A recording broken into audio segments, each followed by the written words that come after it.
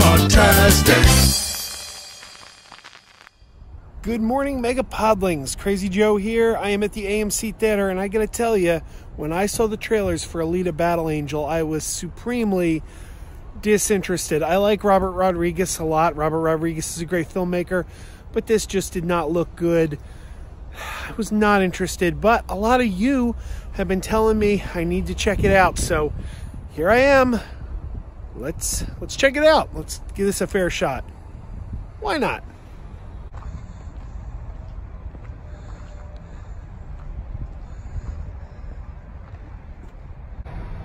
This is it, right? This is the movie. Medea Battle Angel? Medea Battle Angel. That's the movie I'm seeing, right? And you all told me it's good. Medea Battle Angel. All right, let's go check it out.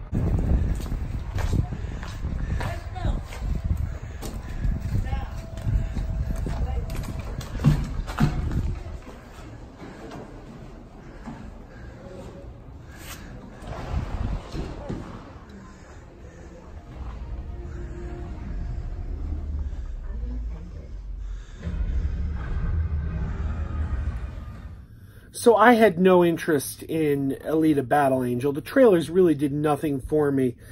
I just wasn't impressed. But you guys came into my live chats and in the comments and some of my reviews and said, you really got to see Alita Battle Angel. So I went. I went for you guys. And I'm here to say, you were right. It was a worthwhile movie. It was pretty good. It wasn't the best thing I've seen all year. It's been a short year. We're only in month 3. But it was decent. I enjoyed it. It's something I wouldn't mind having on Blu-ray, and I would probably check out again. And if there's a sequel, I'd be interested in seeing where the story goes. So we have Rosa Salazar playing a cyborg with amnesia. As the movie opens, Christoph Waltz finds her in a junk heap, and he builds... well, he doesn't build her a new cyborg body. He has an extra cyborg body on hand. And he puts her on to a new cyborg body, her head. We are told very early on she has a human brain. But just about everything else is cyborg. And she has amnesia. She does not know who she is or what she is. And that's part of the mystery of the movie as she starts to get flashes to her past and where she came from. And it's well done. It's, you know, it's got like that little pinch of RoboCop in there, but it didn't feel like a RoboCop ripoff. Which, by the way, when I saw Ghost in the Shell, I actually said I felt that was a RoboCop ripoff, but I also gave myself the proviso that I had not seen the original Ghost in the Shell, the anime, and I'm not off the top of my head sure. I did look it up. I looked it up at the time, but that was like a year ago. I looked up to see what came first, RoboCop or Ghost in the Shell, so I'd know who ripped off who. But this one, it felt like its own story. It had, you know, touches, similarities to RoboCop, but it really felt like its own thing. I thought it was pretty solid. Here's my big issue is one of the things that was an issue when I saw the trailer. I thought that Alita looked very fake. I thought her whole face, I don't know. I really don't know if I was looking at the face of Rosa Salazar and they just CGI'd her eyes to make her eyes bigger, or if that was motion capture and the entirety of her was CGI.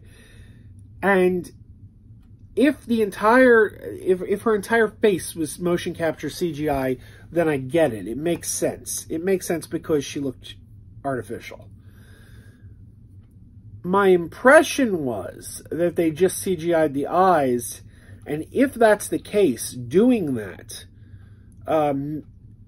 had the side effect of making the rest of her look fake. I always compare it, a good comparison for me is the movie Gladiator. Hey, there's Jules making a cameo.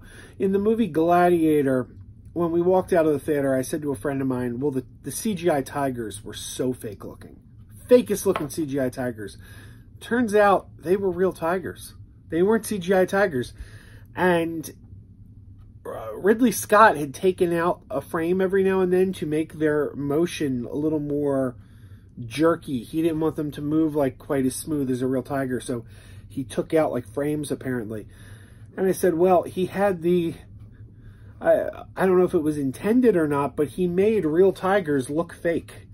Is what it did. It actually made real tigers look like bad CGI creations in my mind.